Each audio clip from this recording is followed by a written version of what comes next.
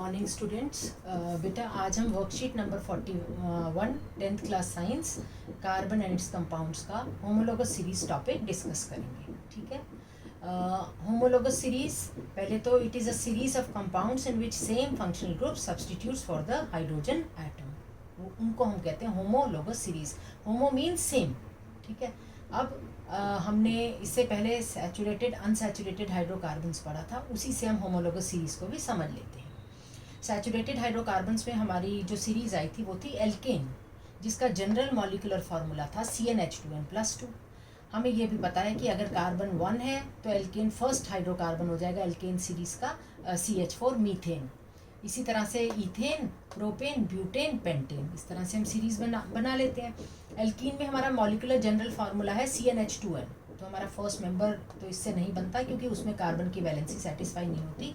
तो हमारा second member ethene, propene, butene, pentene, hexene इस तरह से बन जाएगा। इसी तरह से एक और अनसैचुरेटेड हाइड्रोकार्बन की सीरीज़ थी हमारी एल्काइन, जिसमें जनरल फार्मूला था CnH2n-2।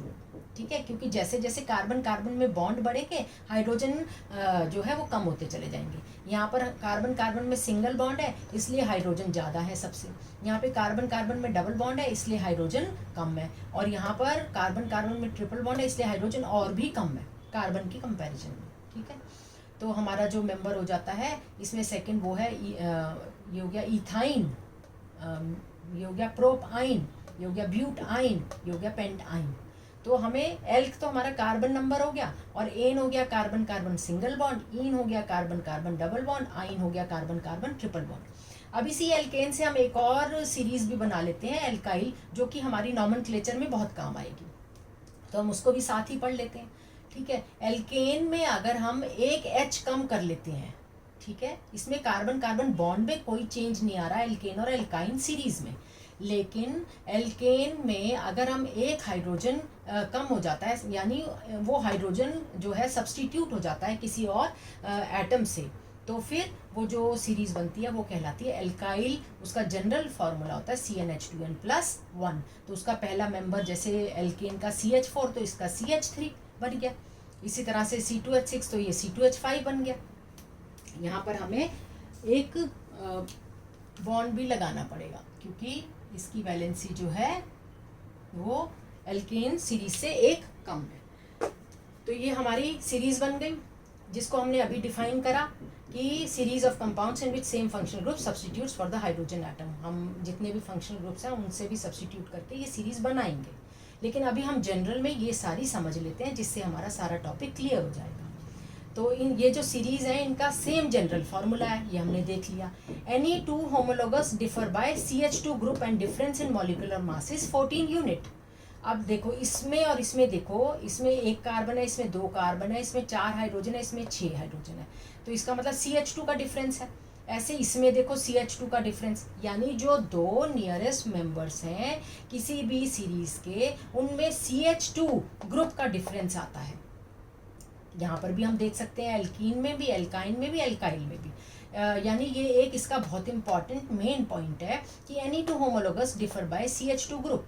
और CH2 मतलब कार्बन का हमें पता है एटॉमिक मास कितना होता है 12, और हाइड्रोजन का 1, 2 हाइड्रोजन है तो 2 हो गया, तो 12 + 2 कितना हो गया 14 यूनिट। यानी किसी भी 2 मेंबर्स के बीच में in any homologous series there is a difference of CH2 group और difference in molecular mass is 14 unit. ये हमारा एक पॉइंट हो गया, बहुत इंपॉर्टेंट पॉइंट हो गया।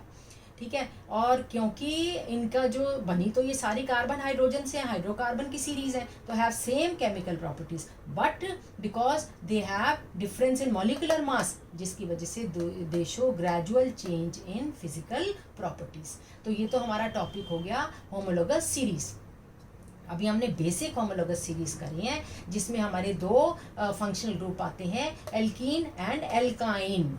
एल्कीन एंड एल्काइन, एल्काइल जो ग्रुप है उसी से हम आगे फंक्शनल ग्रुप्स इसमें ऐड करेंगे, हाइड्रोजन को रिप्लेस करेंगे, तो फिर हमारी और होमोलोगस सीरीज भी बनेंगी इसी तरह से। तो हमारा नेक्स्ट टॉपिक साथ में ही आ जाता है फंक्शनल ग्रुप्स। ठीक है। फंक्शनल ग्रुप्स, जैसा हमें नाम ही बता रहा है, ये सारे फंक्शंस को मैनेज करता है। इसका मतलब ऐसे ग्रुप जो हाइड्रोकार्बन सीरीज में कहीं पर भी अगर अटैच हो जाते हैं तो वो उस ग्रुप की सारी प्रॉपर्टीज़ को फंक्शन करते हैं, उस ग्रुप की सारी प्रॉपर्टीज़ को, उस मॉलिक्यूल की सारी प्रॉपर्टीज़ को मॉनिटर करते हैं।